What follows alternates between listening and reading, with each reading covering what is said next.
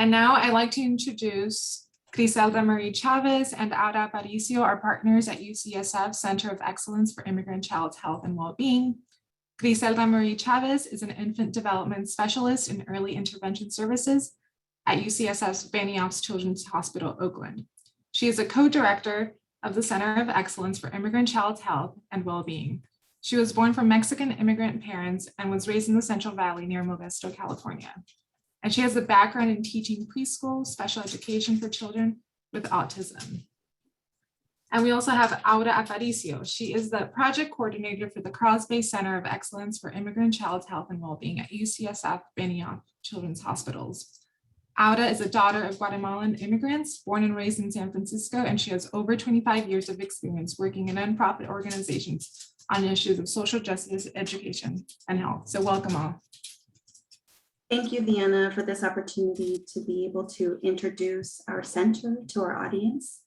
UCSF Benioff Children's Hospital Center of Excellence for Immigrant Child Health and Wellbeing is a Cross-Bay initiative. The center was established in January of 2020, but its development started several years ago with conversations that took place between two amazing pediatricians and one phenomenal social worker. The idea of the center came out in response to the anti-immigration policies from the previous administration.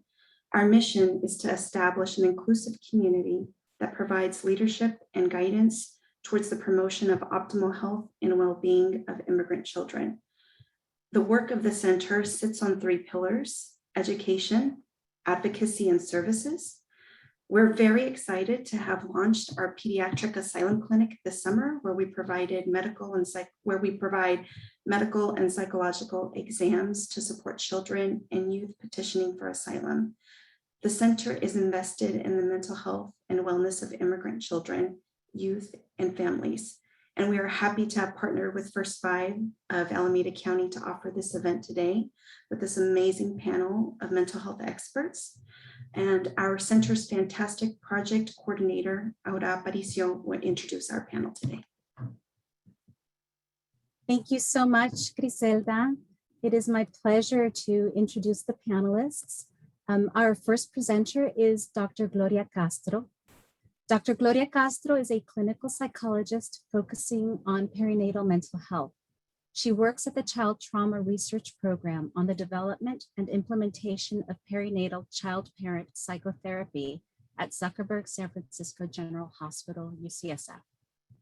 Prior to coming to the infant parent program, she worked at the Children's Hospital at the National Medical Center in Mexico City and at the National Autonomous University of Mexico, UNAM. In San Mateo County, she developed and implemented a mental health program for immigrant families focusing on family systems, the intergenerational transmission of trauma, and the impact of trauma on children's development. She has presented at national and international conferences and forums on the topics of perinatal mental health, parenting in a different culture, and on the impact of immigration on the sense of self and motherhood identity. Welcome, Gloria. So thank you very much to all of you for inviting me to this webinar. I am very excited about participating. And I just would like to let you know that I am an immigrant who came from Mexico City like 33 years ago with a baby, a 10-month-old baby, and a 5-year-old son. And probably that is the reason why for the last several years, I have been focusing on the infant mental health and also on the mental health of families with very young children. And this morning, what I would like to do is to introduce you. I am going to share my screen. I would like to introduce you a little bit to the work that I am doing at San Francisco General Hospital in terms of perinatal mental health. And I would like to start with sharing with you this quote that I think that is very, for me, it makes a lot of sense, you know, and it was a quote by Winnicott, who was a pediatrician and a psychoanalyst. And he said that the story of a human being does not start at 5 years or 2 or at 6 months, but it starts at birth and even before birth, if you like. And that is exactly the type of work that I have been doing for the last couple of years. In terms, why it's important to think a little bit about the infant mental health of immigrant children, you know, and I would like to introduce you to to the idea of infant mental health. And it is the developing capacity of the infant and young children to experience a wide range of feelings, to be able to express them and to regulate emotions. Another part that encompasses what is infant mental health is that how very young children are going to establish close and very secure relationships and explore the environment and to be able to learn, but all of this within the context of cultural expectations. And I would like to invite you to keep in mind this, specifically because this morning we are going to be talking about immigrants who are navigating between two cultures most of the time. And a major premise of infant mental health is that babies' emotional, social, and cognitive development and competencies unfold in the context of relationships. So it's very important when we are working with very young children to be able to include the primary caregiver or primary caregivers of these very young children. And now I would like also to share with you a little bit about what is perinatal mental health. And this refers to a woman's mental health during pregnancy and the postpartum period. A number of social determinants, including the socioeconomic status, their race, ethnicity, a lack of social support, all of this is going to influence a woman's risk of experiencing perinatal mental health issues and the likelihood that she will seek and receive adequate treatment. And we will be focusing a little bit about the challenges that immigrant women are exposed to when they want to be able to have access to these kind of services. So the perinatal period is going to cover the first, the second, and the third trimester. We also provide clinical interventions during labor and delivery. If the baby, for one reason or another, ends up in the neonatal intensive care unit, we are going to provide also the clinical services in the NICU and during the postpartum period. When Aura was talking a little bit about how we are developing and implementing a model that it's called perinatal CPP, child parent psychotherapy, in a child trauma research program. And what we are trying to do is that we start working with women during pregnancy, and we are going to keep these women with their infants until the infant is 1 year old. And now let's talk a little bit about why it's important to implement the idea of infant mental health in the primary care setting, because it's going to help us to identify exposure to extreme stressors in early childhood. And this is going to help us to avoid a wide of physiological disruptions, including alterations in the developing brain, the immune and metabolic and cardiovascular system of the child. What is important also to be able to think about the perinatal period in terms of when we are working with immigrant families, because the interventions we are going to be providing very early, sometimes even before the baby is born. And this is going to allow us to promote the maternal and the infant health and well-being of the diet. The maternal and child health outcomes can be improved.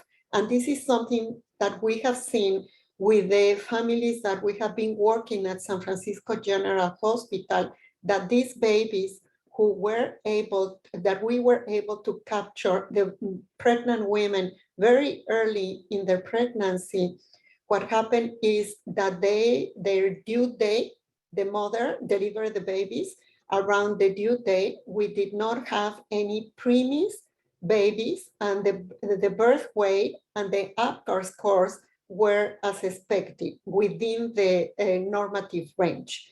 Also, we are helping the mothers to develop the maternal reflective functioning. And that means that the mother will be able to understand what is the internal experience of the infant or very young children, you know, and in this way, the mother will be able to provide the emotional support that these young children are needing at the time. And this also is going to promote a secure attachment. So let's go back a little bit about what is mental health, and is the capacity that individuals have to be able to regulate the affect and to be able to recover when there is an emotional dysregulation. Another part that is very important is the capacity that people can have to experience a wide range of feelings, going from being very happy, having hope, to even experience sadness or fear. And also the capacity to trust relationships. And the most important thing is that when the relationship, for one reason or another, has been broken, the ability to repair that conflict in terms of the relationship. And also it's going to, has to do with the capacity to learn and to be able to work. And also to find meaning in life, a lot of hope, okay? I included this picture because, and I will go, I know that all of you are going to have the slides, so I will go very quickly around this. But the way I really like it is because if we think about the child's development, we need to talk a little bit about the history of trauma. And if you see, I put as something that can be very traumatic is the immigration experience, and then the family in which the baby is embedded, and the neighborhood in which this family is embedded. And if you see, the neighborhood and the family can be protective factors, but also they can become risk factors, you know, depending on the particular situation of the family. And then how resilience is going to moderate the risk factors on outcomes at the level of neighborhood and family, and the most important thing in terms of the child development. So let's move a little bit about immigration. And probably most of you have been able to have the privilege to work with new immigrant or with immigrant families in your jobs.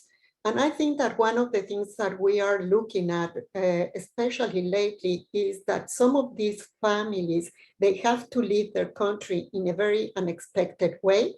They are going to leave behind their culture, their language, their family, and their friends.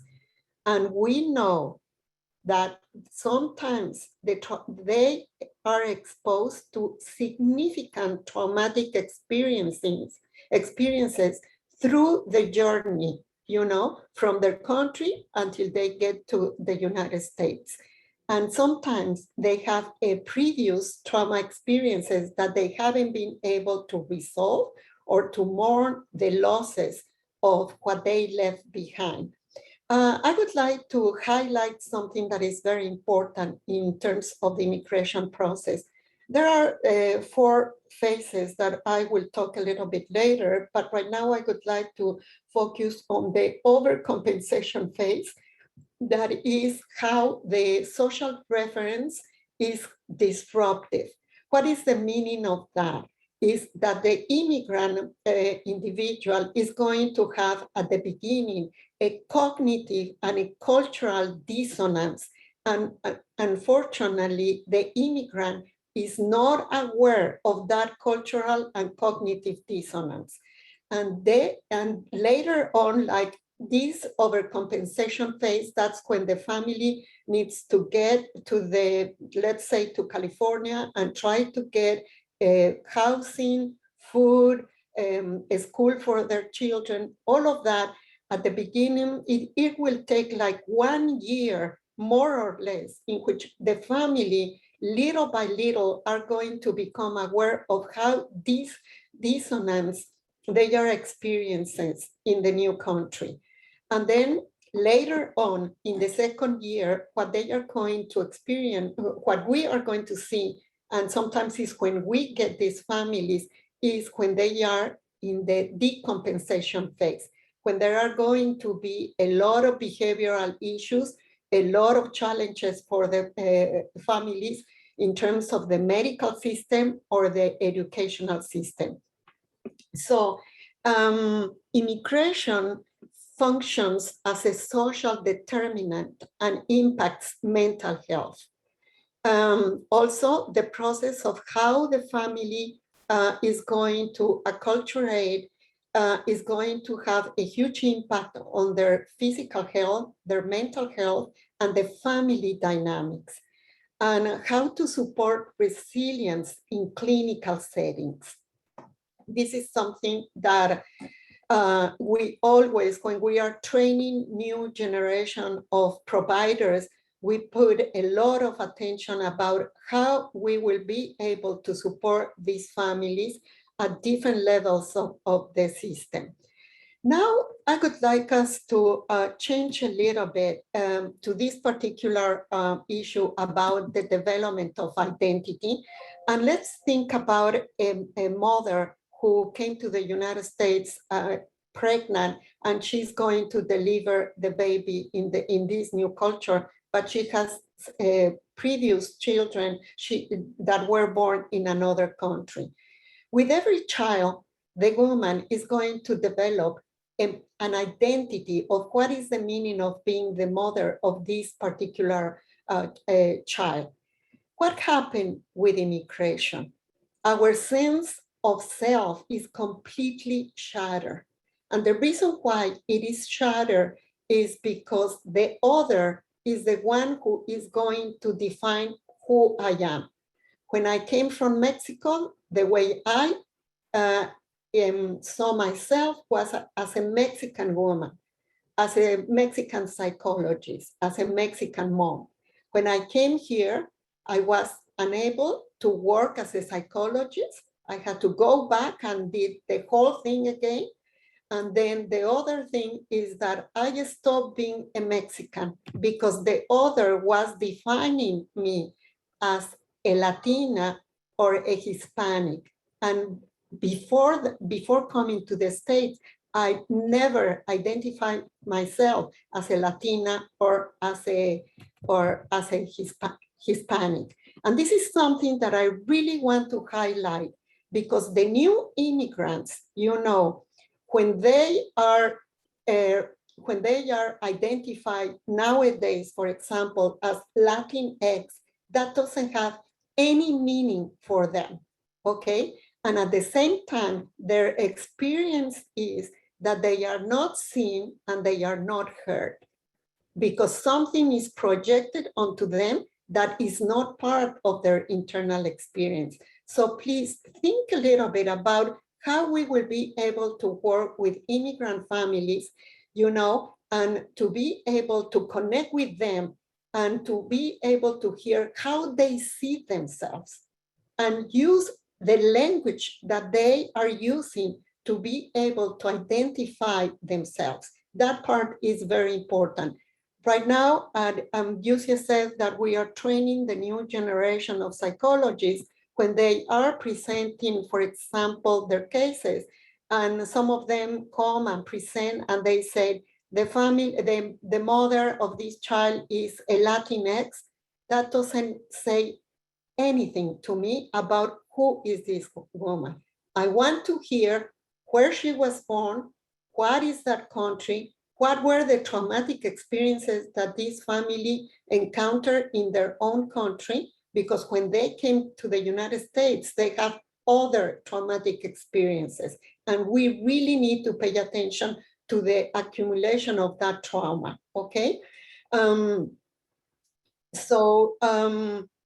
Here I put some examples about the dissonance between, for example, in schools, when there is the parent-child conference and the teacher is explaining to the family how difficult the difficulties that the child is having at school. And when the teacher asks, do you have any questions for me? The parents are going to say, can you tell me cómo se porta mi hijo? Can you tell me how my child is behaving? Because that is a very important value for this particular family. Another part that I guess that is important for us to think about is that the immigration process is going to involve significant losses, and we need to understand a little bit how, as providers, we are going to create different spaces for these families in which they are going to feel safe, to start constructing the narrative of their experience of coming from one geographical area to the United States, okay? This is something that we do, for example, in terms of when we are working with a perinatal child-parent psychotherapy. We create spaces for moms who are pregnant to start thinking about their identity and the things that they are losing in terms of from being the daughter of or being the partner of, now they are the mother of. We need to create spaces for them to talk about that. I would like to ask how I am doing in terms of time. Time's up, Gloria, sorry. Okay, no, that's perfectly okay. But just a reminder that people can ask questions. We'll have a question and answer time, and they can revisit some of these items. Yes, and they will have a copy of the PowerPoint. So thank you. Thank you so much, Dr. Castro. Such important topic that we're covering. It's my pleasure now to introduce Dr. Vilma Reyes. Dr. Vilma Reyes is an assistant clinical professor and director of training at the University of California, San Francisco in the Child Trauma Research Program. Since 2009, she has been providing child-parent psychotherapy services, training, clinical supervision, consultation, and coordinating community-based mental health outreach services and evaluation. This intervention was adapted to the displaced community in Bogotá, Colombia, and the Afro-Colombian community in Tumaco, Colombia. Dr. Reyes is an immigrant from Peru and is devoted to increasing access to trauma-informed services for Latinx immigrant families. She has done several lectures in national conferences on the intersection of immigration and trauma, with a focus on asylum seekers and refugees exposed to armed conflict, systemic oppression, and racism. Thank you, Dr. Reyes, for joining us. Thank you. Wounding and healing, of course, has always been part of our story as humans. And making the impossible decision to risk your life staying or risk your life fleeing your home is a timeless dilemma, forced choice.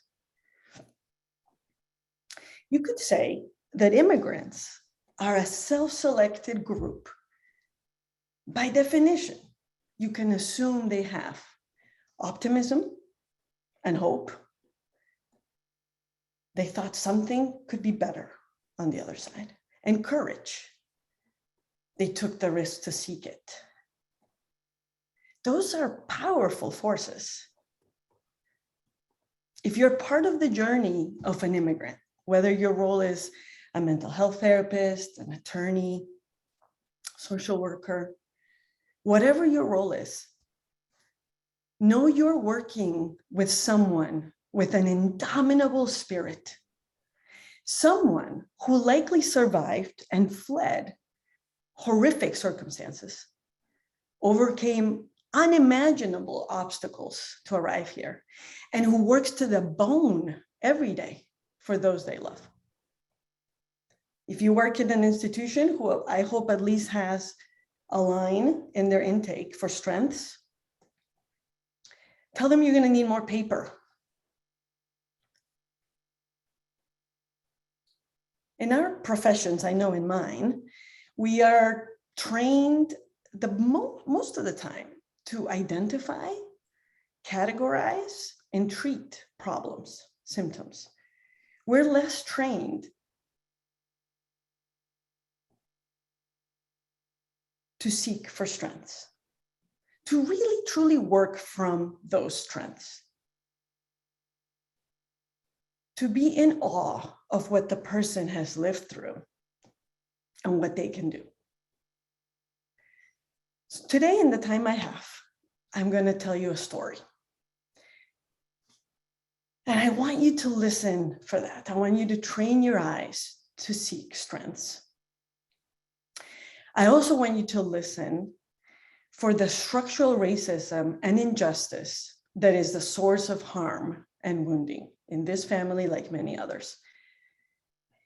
In 15 years of clinical work, I can tell you that most of the wounding people come to people like me for help with has either been caused or worsened because of structural racism. So, again, we've been trained to identify, categorize problems in people.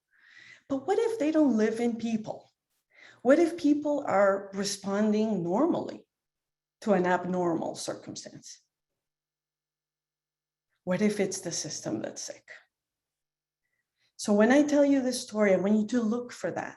How has wounding, structural wounding, impacted this family?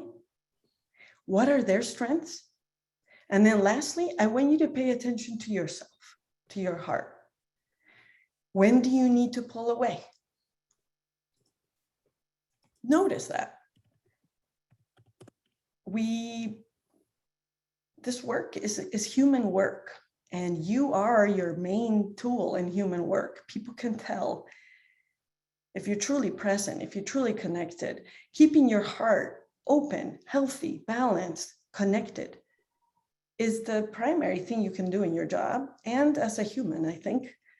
So pay attention to what you need to do to stay engaged with the story I'm going to tell you, and when do you need to push back. And it's okay if you need to push back, but notice it and see when you can re-engage. This is a story about Marta. Marta was born in Huehuetenango.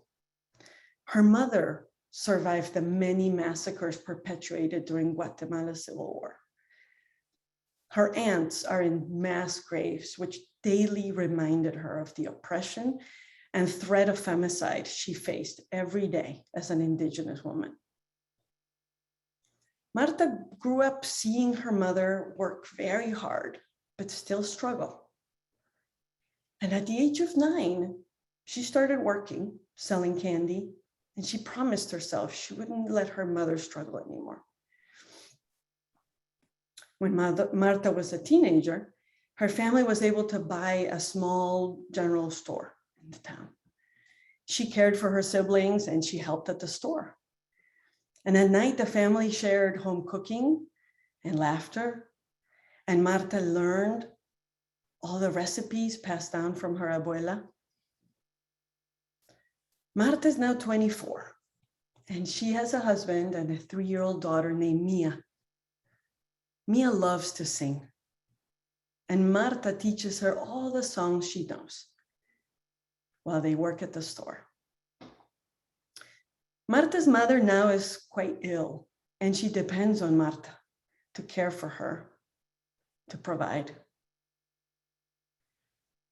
One night, Marta's husband didn't pick her up as he usually would. Marta later learned that he was murdered by a local gang. She didn't know how to explain this to Mia, so she told her that Daddy had to work in a different town, and that's why they hadn't seen him. Days later, Marta and Mia's lives were threatened. This same gang asked them for their life savings. Marta knew that that wouldn't be enough, even if she did give that to them, that her life would still be in danger. She knew that her mother couldn't survive without money for her meds. So on that same night, Marta left money for her mother to have meds for a few months, took Mia, and fled to California. That journey had horrific moments of witnessing people's be assaulted, attacked, moments of cold, of hunger. But Marta held on to Mia. And every night they would sing all the songs that they know until Mia fell asleep. And after 1,500 miles of this, when they had finally made the finish line, they presented themselves on an entry point to seek asylum. And they were shocked to be separated. The officials had to strip Mia from Marta's arms. And she didn't see her for the 3 longest and most painful months of her life.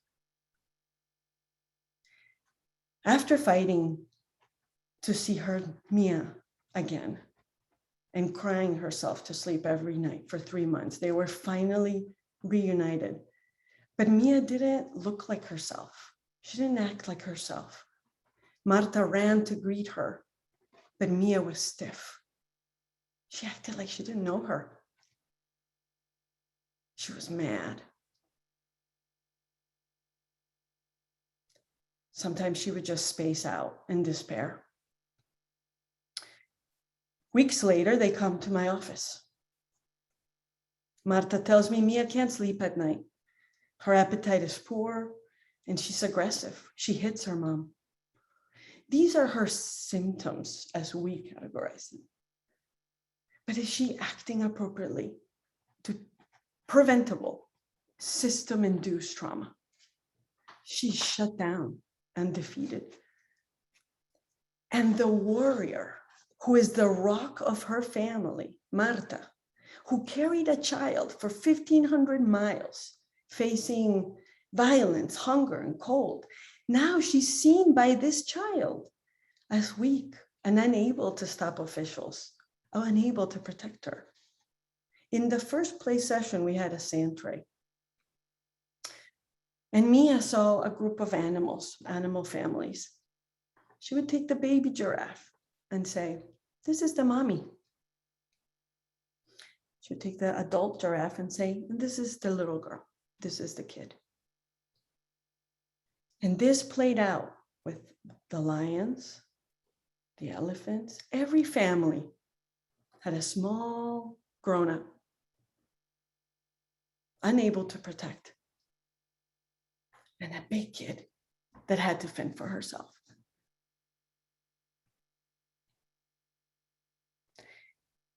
I know you came here looking for strategies. I know it helps us feel capable, helps us feel prepared.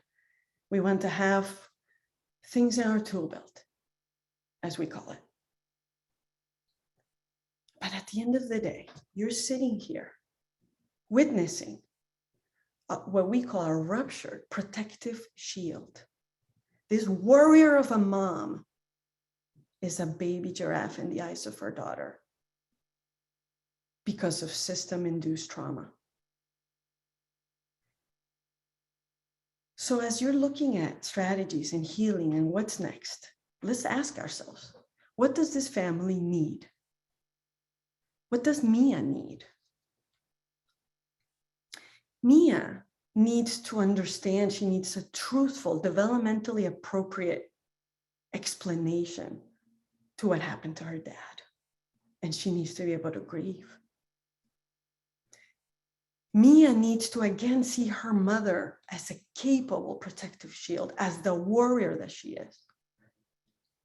She needs to find a restored sense of security within the context of this relationship, of her attachment to her mother. She needs a preschool setting that sees her as more than an aggressive kid or a shut down kid. She needs a preschool setting that understands what her behavior means, that understands and cares about what happened to her. And what does she need to restore a sense of safety and security in that classroom? A preschool setting that engages mom, that sees her as the warrior. What does this mom need? What does Marta need? She needs to feel like she can be, again, the capable protective shield. She needs concrete assistance. She needs a good immigration attorney. She needs safe, reliable, accessible housing, economic justice. And all of these things are things that all of you here in the audience, in your respective roles, are here to help with. And what they need from you is they need you to see the intergenerational transmission of strengths. What has been bestowed upon them to survive? What are those songs that they're no longer singing, Mia and Marta? And can they sing again? Can we find opportunities of hope, of healing, of repair? Gloria talked beautifully about ruptures and repairs in relationships. And sadly, so much of immigration is loss and ruptures in attachments. And so much of the healing then has to be the repair. Acknowledging, naming the truth for young kids and helping them make meaning and understand their story. Understandably, Marta didn't have the words to explain what happened to her dad. But now this kid has a dad that in her mind went poof and she doesn't know what happened.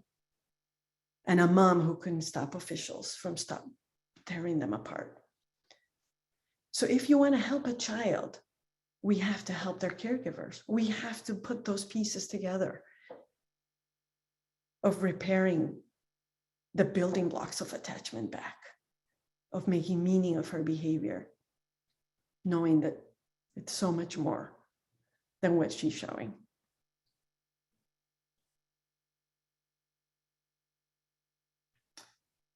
Thank you. For the sake of time, I will pause here.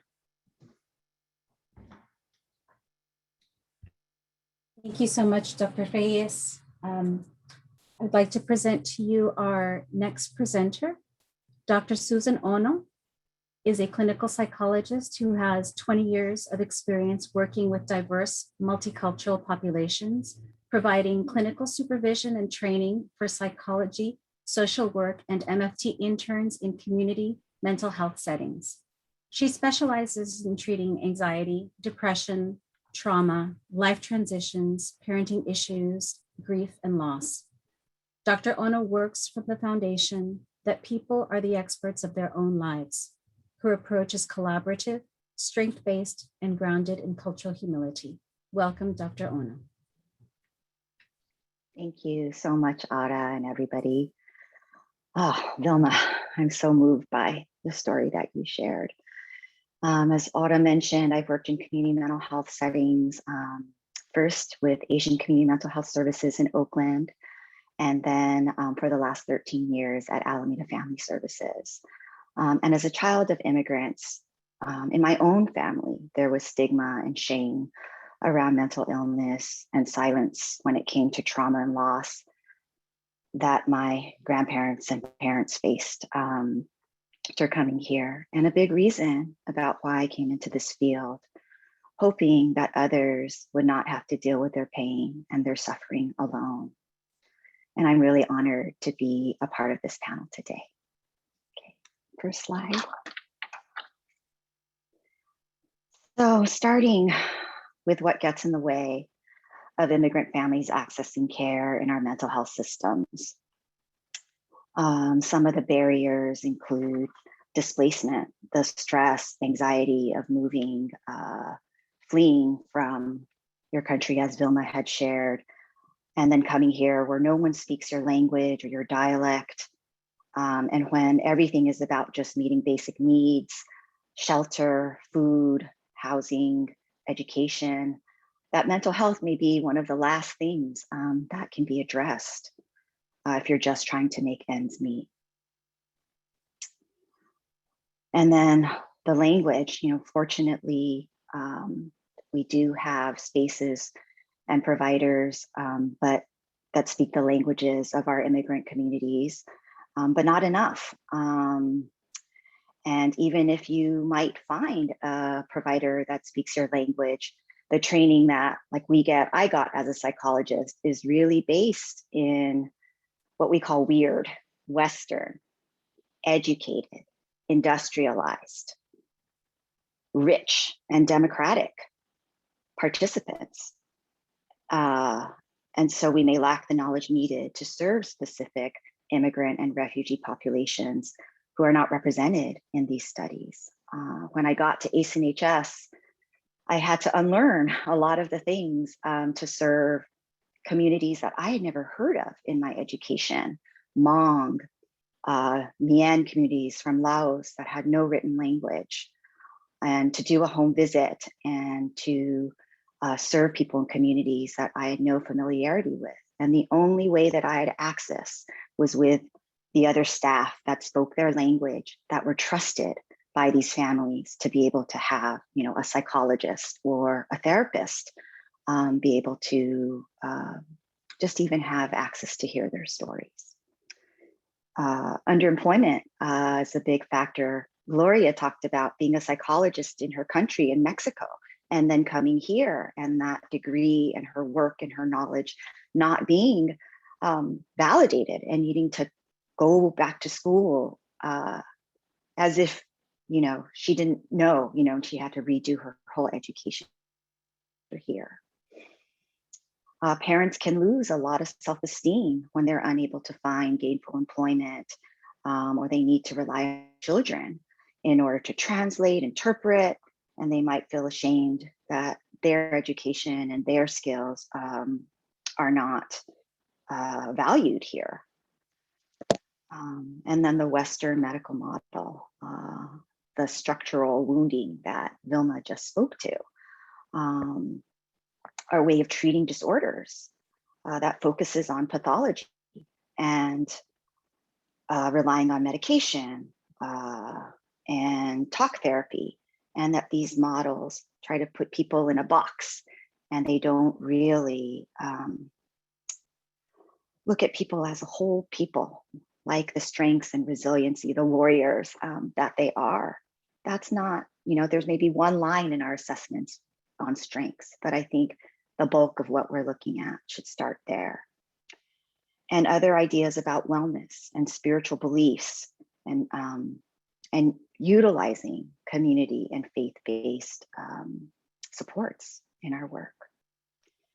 And then the shame and the stigma that only crazy people need to seek mental health services leads many families to wait until there's a crisis before seeking care.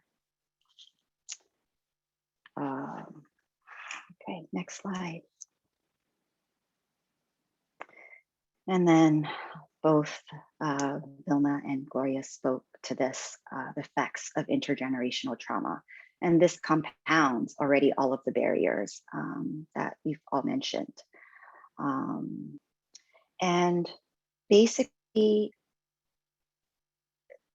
the ways in which family members cope with their immigration trauma really set the precedents for younger generations.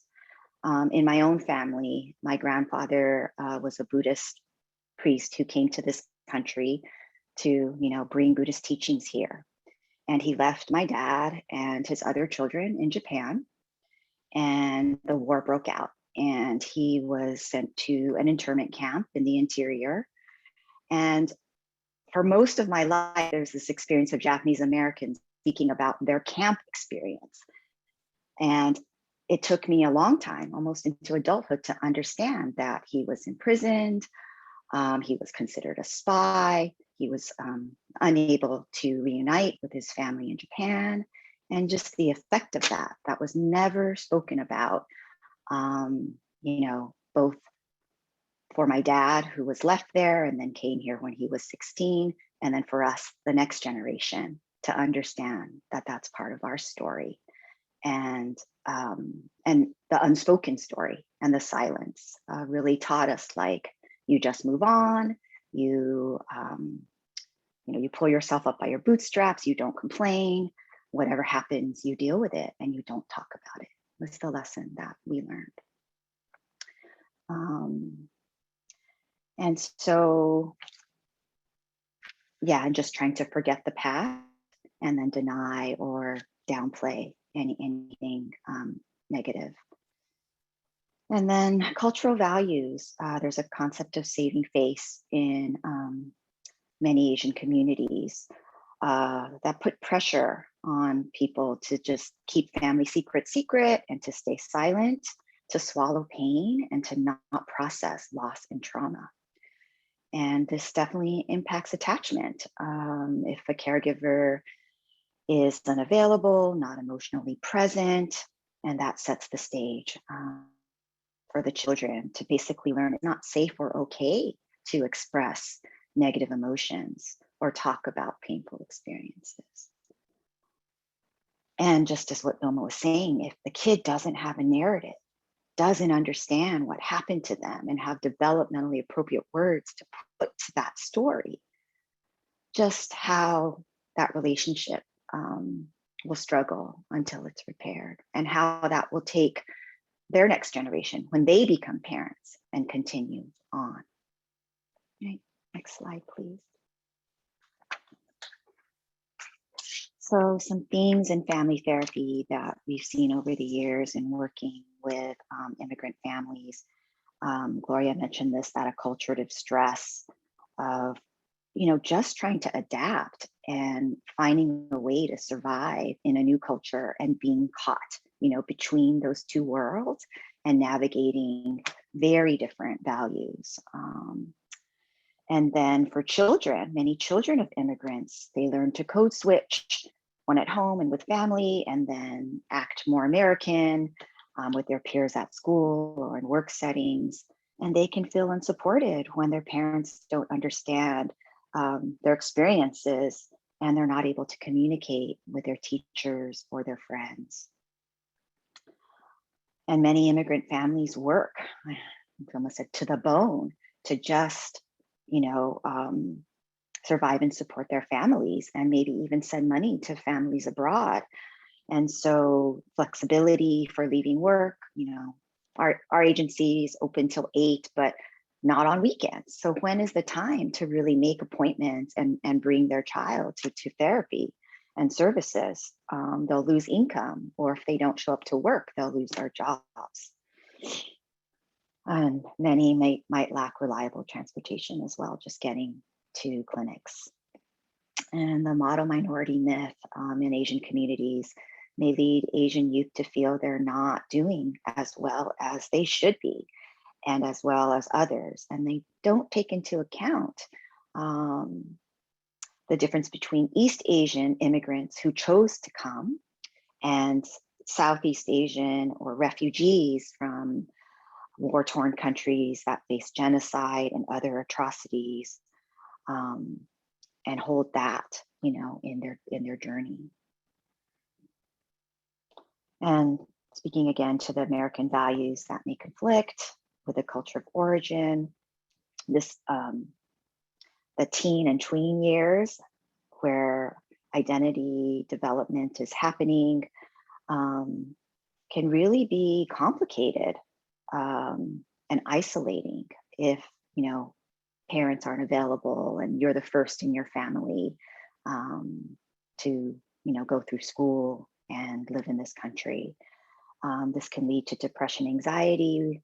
It can lead to whatever way you can cope, you know, substance use, joining gangs we've seen in some of the communities in Oakland, just to find a sense of belonging. I remember really vividly a Cambodian family that we worked with, whose daughter was, you know, using drugs to cope with depression and anxiety, and had been truant in that risk of getting kicked out of school. And her father said that she was like a stinking toilet outside their front door. And, you know, could not see and understand her struggle. And this lack of a common language when kids are born here. My own family, I understand a little bit of Japanese, but my language of emotional expression is English, and that of my parents are Japanese. And so we've seen this in family therapy when there isn't a common language. And so the need for providers to really understand and have training to bridge that cultural gap, to be bilingual as well as bicultural, is so important. And in community mental health over the years, fewer and fewer people stay in community mental health. Many go into private practice. And so it's really hard to have that continuity of trained professionals that really can understand families' needs. Next slide. So wanting to shift a bit into best practices, and what Vilma shared around resiliency and strength is really a cornerstone to address that structural wounding that many of our systems have inflicted. And partnerships with key stakeholders and mental health services embedded in neighborhood associations and senior centers, in tutoring centers and schools and faith-based organizations, and partnering with the community leaders and brokers in the communities that we want to serve is really important. And shifting from, you know, even trauma-centered approaches, which talk about what happened to you, and shifting to what's right with you. What do you care about? What's most important to you? How have you survived? And Jennifer will speak further after me about critical race theory, and that we can't actually be trauma-informed if our organizations aren't anti-racist, and we as providers do our own exploration about the own internalized racism that we hold. And then back to this issue of training and supervision and consultation that addresses needs from a cultural lens. I think early childhood mental health consultation in preschools is a really great model where we support teachers who are often immigrants themselves. In our Head Start and early Head Start programs at Alameda Family Services, over 50% of our teachers were former Head Start families. And at one point, 19 different languages and dialects were spoken. And then we were able to have mental health consultants partner with the teachers to, you know, reflect and have space to think about the meaning of behavior and not look at the aggressive behavior, you know, as a problem child that needs to be expelled, but a kid that is hurting and needs to be understood, and a parent that also needs support, and really building that web of community where parents have a voice and a child can be understood of what needs aren't being met through how they're behaving. Workforce development. So linguistically and culturally competent providers need to be paid well for the work they do, for the knowledge and skills that they bring, and their own mental health and wellness is also cared for within the system. I think many of us are maybe wounded healers. And so that, what Vilma said about caring for ourselves, our own bodies, and our humanness is really the most important thing that we can do and bring to the work in order to be grounded and present for those who come in our care. And then lastly, policy and advocacy work. We need to change our systems. We need to fund treatment that immigrant communities need and deserve. We need to move away from medical and pathologizing models to more holistic models of care that integrate mind and body and spirit, and that promote trust and connection, that welcome these families who've been marginalized and who need the services the most. And then together creating a language of healing that helps immigrant families bring those dreams and those strengths and that courage to dream out loud, sing out loud the songs of their culture. Next slide. So some examples of best practices. Clearly, the Center of Excellence, who's hosting our training today, is one of these. And doing this in response in kind of the 4 years of separations at the border, the collective trauma that we've all experienced, and the shelter in place and isolation of COVID, to bring this model that's grounded in cultural humility, that's strength-based, family-centered, collaborative, and partnering the medical with the mental health is just so important and such a model of the kinds of systems that we're in need of. I'll give some other examples from my experience at Asian Community Mental Health. There's a program called Asian Pacific Islander Youth, promoting advocacy and leadership. There's a picture of the youth leaders. This program was created in response to increasing gang activity, truancy, and substance issues among low-income Asian and Pacific Islander youth. Their mission is to empower Oakland's low-income API youth and refugee families to be leaders for school reform and neighborhood change. The youth decide what campaign. They've created ethnic study programs in the Oakland high schools, and they use arts and culture and food to support the communities that they serve.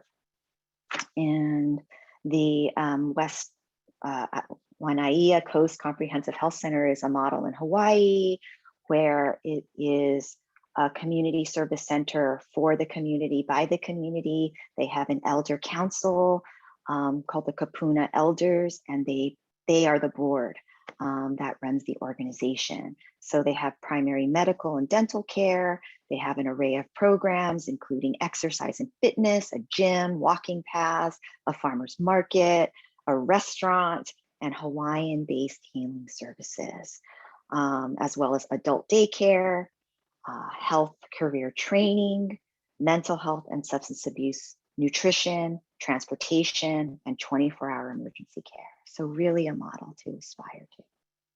So I just want to leave with this question of what steps and commitments can we make today?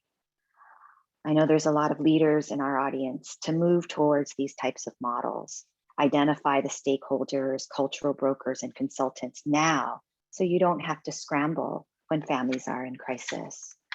Okay, last slide and I'll wrap up. And so our panel has created a resource page. The link was sent by our first 5 partners. And just love, belonging, and connection are the universal sources of true well-being. And belonging doesn't require us to change who we are. It requires us to be who we are. It's a quote by Brene Brown. So thank you for the time today. Thank you so much, Dr. Ono. Our next presenter is Jennifer Chen Speckman, a licensed clinical social worker born to Taiwanese immigrants who had their paths paved by those in the civil rights movement that work to shift immigration policy in this country. Her practice thus has been informed by historical reality, the wisdom held in root sources of communities of color and community organizing in support of anti-oppression work. She has practiced clinically for over 18 years and holds a private practice in Oakland where she sees children, parents, couples, families, and individuals. She has worked as a community organizer, program director, and faculty member at UCLA, Loyola Marymount University, and USC. Welcome, Jennifer Chen Speckman. Thank you so much. I'm just like soaking in all of the presenters, so thank you so much. I'm so appreciative of this space. We can go to the next slide, please. Yeah, I'm gonna actually skip this slide for our time, but I do wanna notate, I am a child of immigrants. So my perspective is of a more like an Asian American, being born here, documented perspective. And so I just wanna name that. But I'm going to talk today about critical race theory. So we can go to the next slide. In 10 minutes. So obviously I'm not going to be able to go in depth in all of these tenets, but I think that's okay because so much, we have a big job to do as a society, as a community. So, and so many important things have already been named. So you've probably heard about critical race theory. It's been kicked up a bit more, thrown a bit around in social media and your different algorithms that come across your devices. And it's interesting because it's been around since, I believe early 80s, maybe obviously conversations probably coming, in its roots from 60s and 70s. So it's not new. And it was a framework that was born of academic worlds, and there are many people that contributed, but Kimberly Crenshaw is credited with the term critical race theory. And these are the tenets I tend to focus on, but you might see other tenets that are articulated slightly different.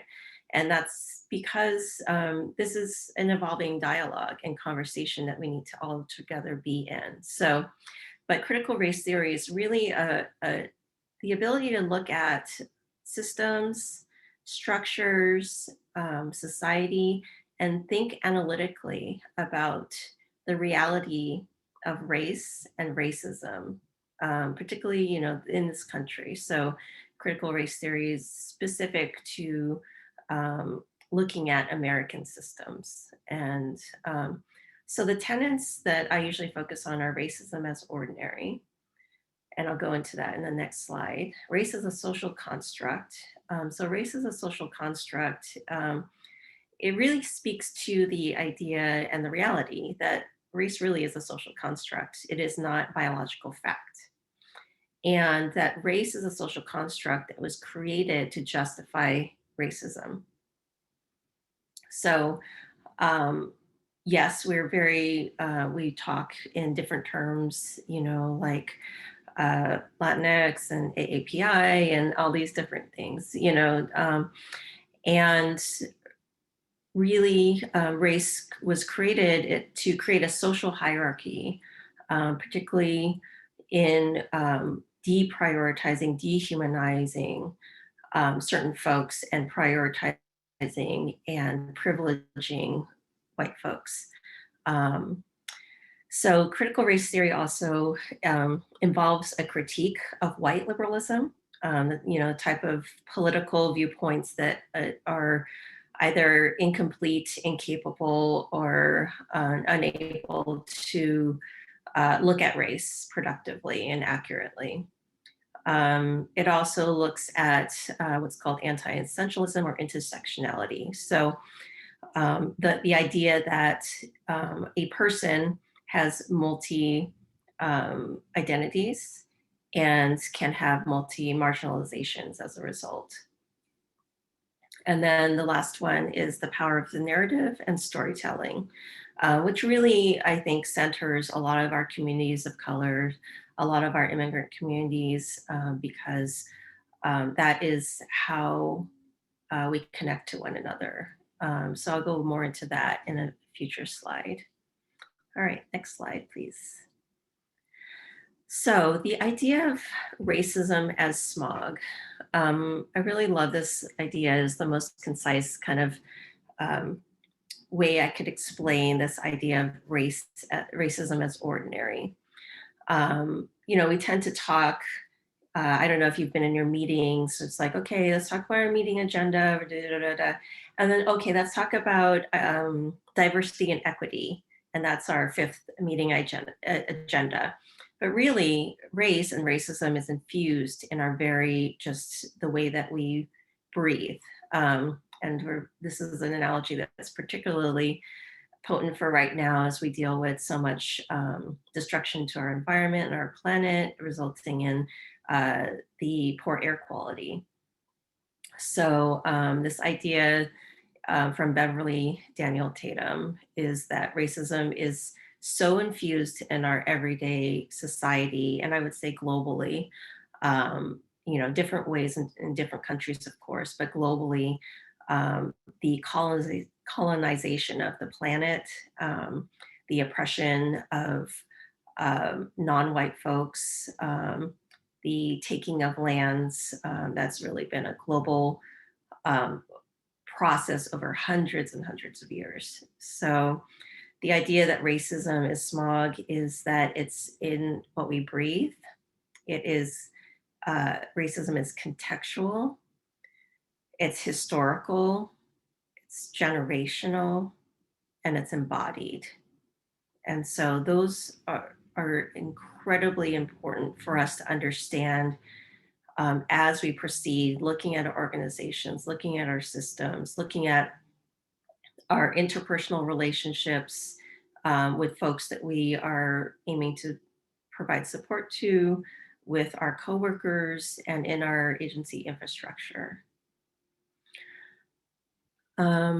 So before we go to the next slide, I want to just take a moment and give you a time for reflection and just feel into your body. And you're not going to be asked to report. We're not going to small groups or anything like that, but feel into your body that sense of not belonging.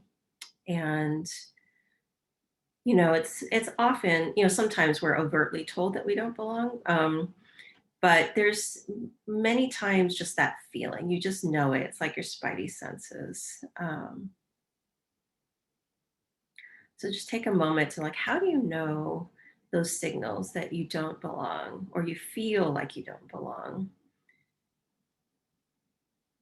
And I want you to take a look. So we're going to switch to the next slide. So this is a map. I think it's not California state focused, so it might be a little different than our systems, and it's also a little bit older, but it illustrates my point. So this is a map of, you know, when there's an incident of domestic violence, this is what a caregiver and children might have to navigate in the Child Protective Services arm of things. So one incident, one report, this might, you know, involve this number of things to navigate. And then go to that next slide. And this one is if there is some sort of arrest and some criminal navigation is necessary, this is what somebody might have to go through to figure things out. And next one. And sorry, the color is a little weird, but this is a civil proceeding. So if there's family court involved, which can often simultaneously go along the same arm as criminal.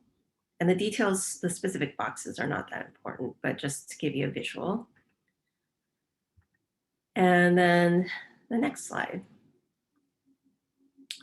So this might be a custody arrangement or some sort of figuring out of, you know, what happens with the kids.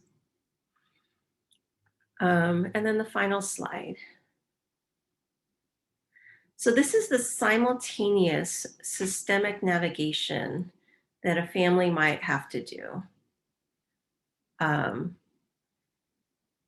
just to take in, I don't know about you, especially these days, just like some days going to the grocery store, or, if you're going to the grocery store, figuring out dinner is just like, it just feels like too much, right? But, imagine if, this is what's going on and all these boxes are in a language that you don't speak.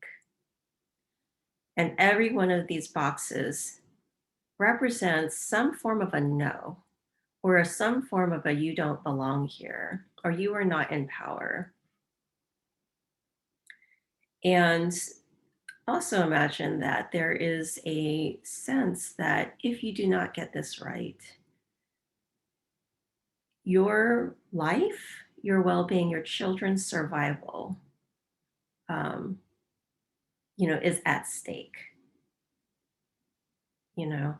And so this is a visual of, like what we need to do to look at and analyze our systems. What is going on here? And particularly, how do these systems impact the most marginalized in our society? Okay, so next slide. I'm going to go to, so another way to kind of think about this in kind of a racialized reality terms is that we need to, a lot of times folks think, they'll ask me to talk about racism, and a lot of different people to speak from a lot of different perspectives of people of color.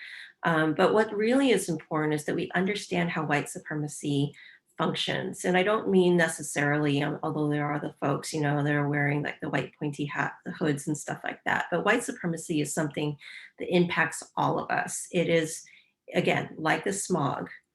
And that white supremacy really functions to disconnect us from our root sources, dissociate us from our bodies, distance us from our emotions, and distort our stories. So this is based on the work of my colleagues, Monica Dennis and Rachel Ibrahim. And I appreciate them because it's like, I need this distillation of something so like felt in my body, right? And so that we can look at this and we can take, kind of the tools of critical race theory, let's look at our systems.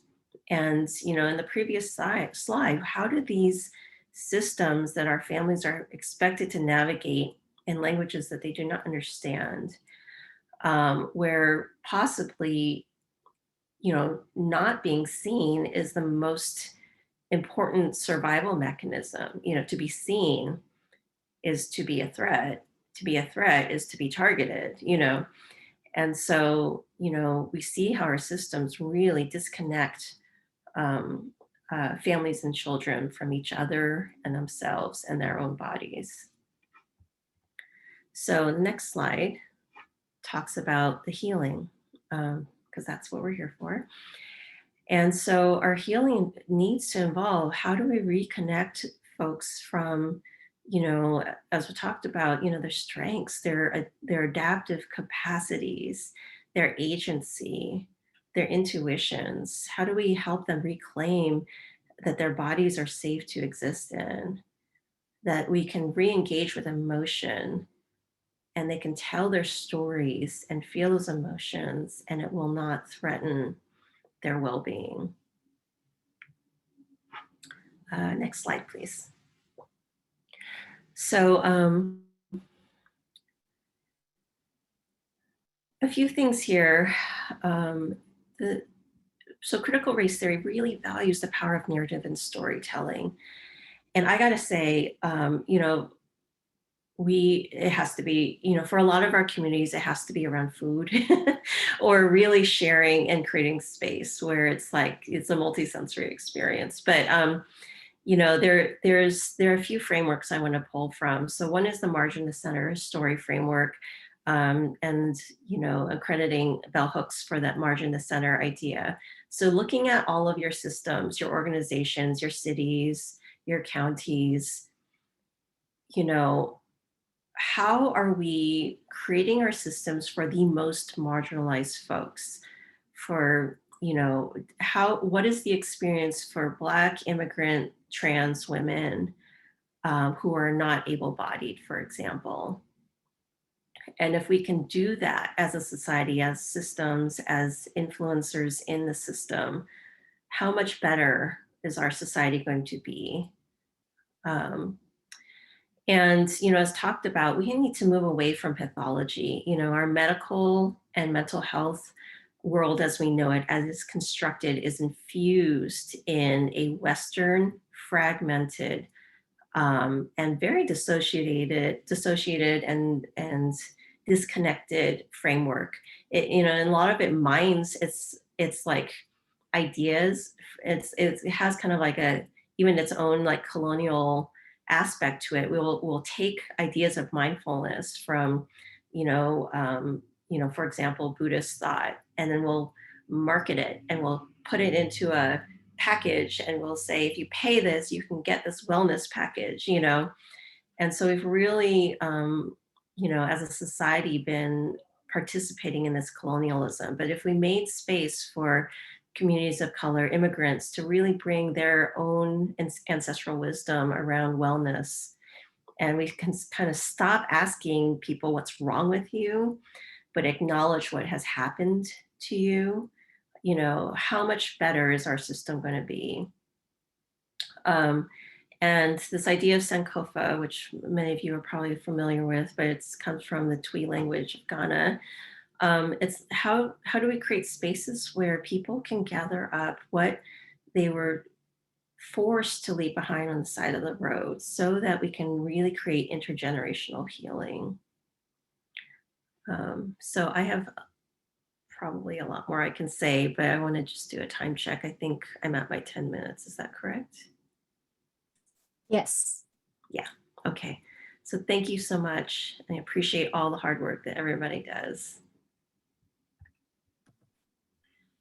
I just want to say thank you to each of our panelists. These were incredibly moving and compelling presentations and stories and important context and framework for all the work that we do that's represented here today by our audience. I have some questions for us to start with, and I would like to invite our audience to type in questions for our panelists in the chat, please. This first question I will address for Susan. There are degrees of vulnerability within immigrant communities. Can you speak to the cross sections of immigration, the LGBTQIA+ community, and mental health? Yes, great question. And Jennifer spoke to intersectionality. Basically, we need to have an awareness and explore the complexity of somebody's identity, having multiple statuses that marginalize them based on gender, sexual identity, able-bodiedness, immigration status, and SES. And then reflecting as providers on our own power and privilege, or in society and in these, systems where we diagnose and label folks. And I think really coming down to creating safe spaces, which has been mentioned a lot today, that are welcoming, that that feeling of not belonging isn't there. The feeling of belonging is there in your whole body and being. And to really explore these culturally specific stigmas and shame, and assess for increased risk factors of not belonging and what impact that has had in terms of bullying, in terms of trauma, and then families. I think it comes down to we see people for a 50-minute session once a week, medical providers, well checks once a year.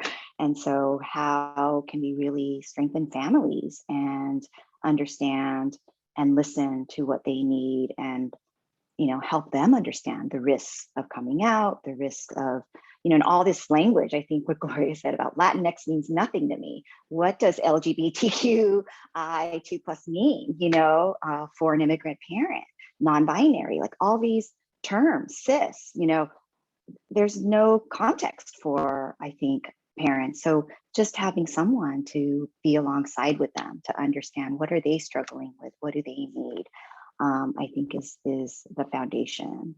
And then the piece about strengths and resiliency in the LGBTQIA+ communities, and doing a lot of psychoed with extended families.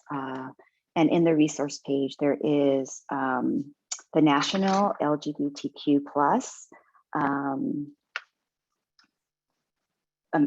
Asian American, South Asian, Southeast Asian, Pacific Islander Association. And there are, lots of organizations that families can connect with to get support around these issues. Wonderful. Thank you, Susan. The next question that I have is for Vilma. Vilma, we have some law advocates in the audience with us today, and some questions that were asked were around how can law advocates and lawyers ask questions important to a case for asylum in a trauma-informed way? And to what extent does this communication matter when done by telephone, video call, or in person? First of all, I want to say that you have the toughest job I can imagine. We as clinicians accompany people through an emotional journey at their pace. You, on the other hand, need to ask very direct, difficult questions without necessarily being trained in the social emotional realm or trauma. And you are most prone for vicarious trauma as a result. So first of all, I wanted to say thank you. If I were to pick one concrete assistance that I have seen make the biggest difference in people's lives, is what you do.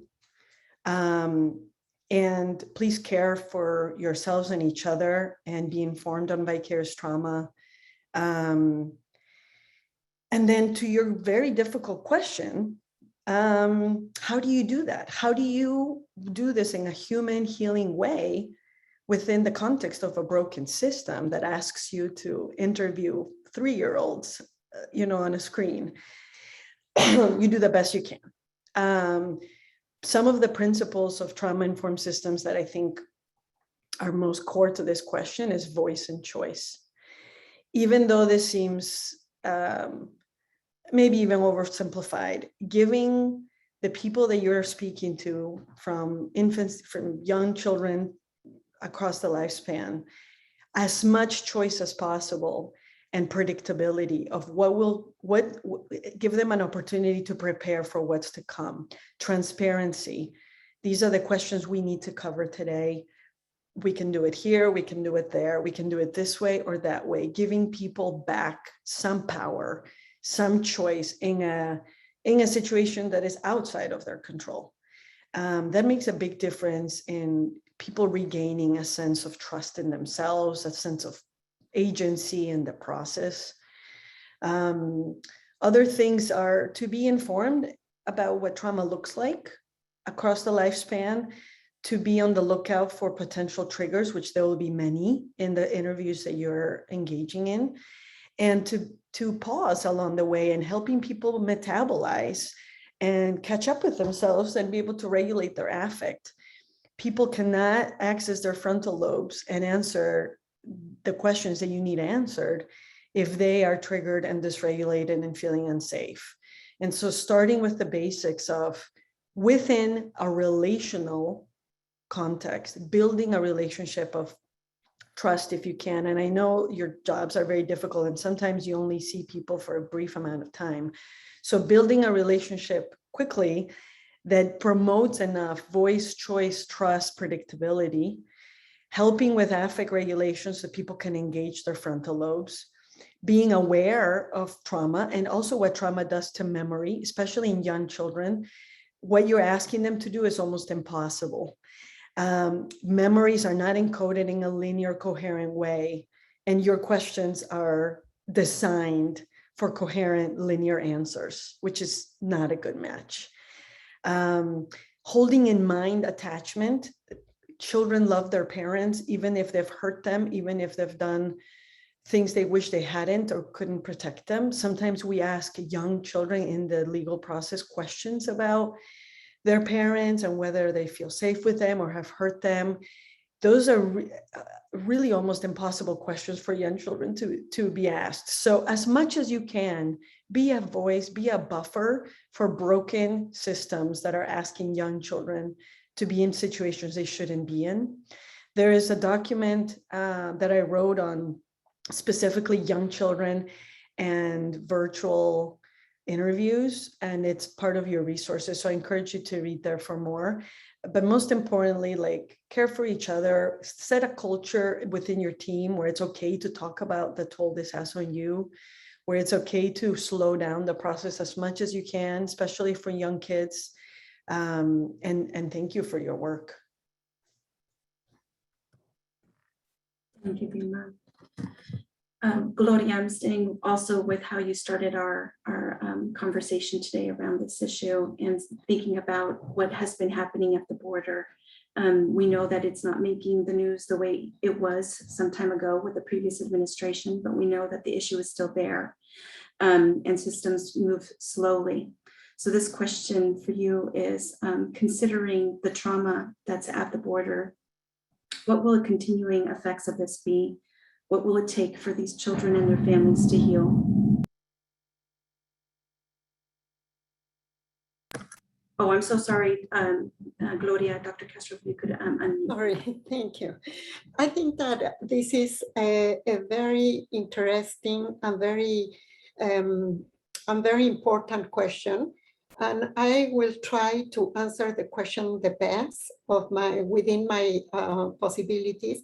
But I would like to tell you that one of the things that is very, very important is how we will be able to create safe spaces for these young children and their families, in which they will be able to start constructing a narrative of their experience, not only what they left behind in their countries, but also what they are encountering in the new culture, and how we can do that. And Vilma just talked a little bit about the importance of providing options for the families. And one thing that is very important is the piece of be able to anticipate to the families what could be the next step. But the clinical focus of this, from my perspective, is to be able to work with young children and their families who have gone through all these traumatic experiences within a modality of treatment that is going to be or dyadic work or with an approach of the family system. And that within that modality, I think that the lens needs to be the developmental lens. What are the developmental issues that these particular children are experiencing right now? Because trauma is going to derail the development of the child. So it needs to have a developmental perspective also within the cultural context in which the children are living at this particular moment, and also a trauma focus. And the most important thing is the relational lens. How we can start providing experiences to these immigrant children and their families, a different way of being in a relationship in which that relationship is going to provide them a sense that they belong, and also that they have been heard and they have been seen. And again, the construction of a narrative that can help them in a significant way. And in order to do that, we really need to train the new generation of providers to develop some tools that have to take into consideration the cultural competency, cultural humility, multicultural healthcare. And one thing that I guess that is important that Vilma was also talking about is how we are going to provide our providers, with a specific environment in which they will be able to reflect about what is the meaning of doing this work, given that some of the providers are also immigrant, and that is going to trigger significant memories and feelings about the work that they are doing. So reflective supervision would be very important. Thank you so much, Dr. Castro. So we also have school district audience members here. So my next question is back to you, Vilma. We're expecting to see a growing amount of immigrant children and youth entering settings here in the Bay Area and across the state. And I would anticipate across the country. What are the best practices for supporting mental health for newcomers in school settings? I encourage schools to connect family, to be aware and clear about their policies so that parents are really informed. There's been a lot of fear that schools could be connected to anything that could be a source of threat to the family, including deportation. So being really clear about where they stand on supporting immigrants at their school, increasing outreach to parents and giving accurate resources in their language on both the school stance and also what resources they have available to them. Partnering with community organizations that are often maybe what the community trusts most on being represented at certain events or outreach, knowing well what families need. In terms of the students that are coming in at the school, restorative practice in responding to students' behavior, knowing common triggers such as fear and separation, and having that informed policy in terms of how they handle school culture, giving parents and equipping them with translators. Sometimes parents are afraid of or don't understand the process or don't know that they can ask for translators at IEP meetings, or being able to speak to teachers that are not Spanish speaking. So as much equipping and giving information and giving, again, power, voice, choice back to parents so that they can support their kids is big. As much as we can support staff in training, both on like implicit bias, on understanding English language acquisition and what's the best way to support newcomers in learning both the linguistic and cultural nuance of entering school is helpful. A lot of the schools are really under-resourced, and we really need to all come together to see what are the needs of newcomer families and how schools can be part of a broader community to support those needs. Now with what the world we're living in, with re-entry at some schools in person, some schools a hybrid model, supporting parents for virtual learning, if we're going back to that, some schools are starting to maybe choose hybrid models. They will need good internet access to devices. Parents will need support so that they can support their kids in what they're learning and staying informed. This has been what already was a gap of inequity, of an education gap, has been widened by COVID, in that so many students that are living in overcrowded situations are having to do schooling. Many young people kind of on their own, caring for siblings as parents are working many jobs. And so let's shorten this gap of equity, like give as much access as possible for them to have a chance and be successful educationally, and giving families that support so that they can do that. Thank you. I think we could probably spend a whole lot more time just focused specifically on schools. We have some questions coming in from the chat, some more legal questions, so I thought we could spend some time on this again. And this is for Vilma and all of our panelists. Do you have some strategies and how to approach working with clients in a strength-based framework? This person is asking specifically as an attorney who needs to discuss trauma that clients have survived and the consequences of said trauma for asylum claims. I think we're all stumped because maybe I'm looking for something else to add. I feel like some things have been named. The questions that you'll be trained to ask for might not include the things that we've talked about here today, which might just even be, what did you need to do to survive that? And what did you, like, how is this humanly possible, right? That you've overcome so much and now here you are. What did you already build or has been bestowed upon you from your ancestors to give you the strength to stand here before me today? It's not a question that will be on any screener, but if you can integrate, you may need to, because our systems don't generally hold this, you may need to do those adaptations yourself. You may need to add those questions yourself. And you will see how the person stands up differently and can remember, you're right, I must have had to learn this. I must have had to learn these resources, internal and external, to be able to overcome this.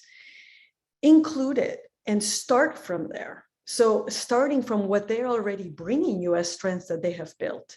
What are those? Name them. Help them name it, because people might feel so defeated that they forgot that that's not what they're thinking of. They're thinking of what they need you to help them with. But if we can start with what they've already developed to get here, that's a place to start. Our systems aren't built for this. And especially if you're a legal representative or attorney or counselor, I feel like it's even, you're kind of working against the current here, in that all the tools that have been given to you to help families might not be addressing the things we talked about today. So you might need to bring this to your team and say, how can we hold each other accountable to really keep this center? Because honestly, that's what makes people come back for that second session, is if they think that something can be better. That is what motivates people. That is what moves us, is the hope and strengths that they might not be recognizing. So add that to whatever questionnaire you're already doing. Take the time to even do just a pause and a heart connection of like, that was a lot that you've overcome. And help people, I guess, be seen for all of that they are, not just what they're coming to help with, but be seen for all that they've overcome as well. Thank you, Vilma. It seems as though, there's so much integration that needs to happen between these systems. It's almost like the legal system needs mental experts such as all of you on retainer, because it is such a complicated way that we're trying to provide services. I wanted to ask one question, a bigger systems question to Jennifer. Jennifer, we're talking about mental health today, and it's really hard to have this conversation without also holding on to this larger system at play. Can you address this question of how can we advocate for better mental health access and resources? What role do you see larger health institutions, for example, here in the Bay Area, Kaiser, UCSF, Benioff Children's Hospitals, playing in this matter? Yeah, thank you. So many thoughts, but the first thing that comes to my mind, and it's in line with a lot of what has been talked about, but we need to, the key to really wellness is being in relationship. And we are, biologically, it's biological fact that we are created to be in relationship to ourselves and to our significant folks that are around us. And so, we need to ask ourselves, how are our systems working against relationship? For example, homeless folks, so many homeless programs are not allowing families to stay together, right? So that impedes relationship. So that's one thing. I would say we need to work in networks and collaboration with one another. This is such a huge task. It is a seismic forces, historical forces, again, for hundreds of years, where, we're seeing the results of, the impact on our environment, impact on our societies. And it's going to be generational work. You cannot, not one organization, not one person can do this alone. We have to figure out how to have hard conversations organizationally and think outside the box strategically of what is possible, and to step out of a scarcity mindset and to look at possibilities for our systems. And then lastly, there are a lot of things that were said that I'll just leave where they were because they were articulated so beautifully. But one thing I want to add is that we have to preserve and protect the nonprofit worker, the lawyer, the social worker, the therapist, the doctor, the nurse, all of you all that are here.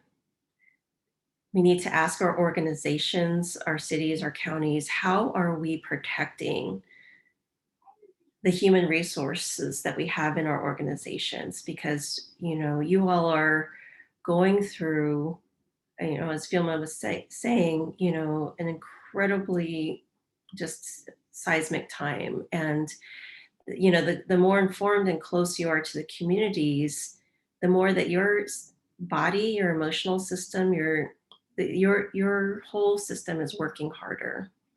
And that in of itself is an equity, and so I would ask for those folks who are decision makers, or people who are able to make influences on structural changes within organizations to really take the time to do everything they can to keep people in the organizations, because most of the time I know that people want to stay in the organizations, but then they are put in positions where their own well-being, their own health, their families, they're torn, right? And they're tired.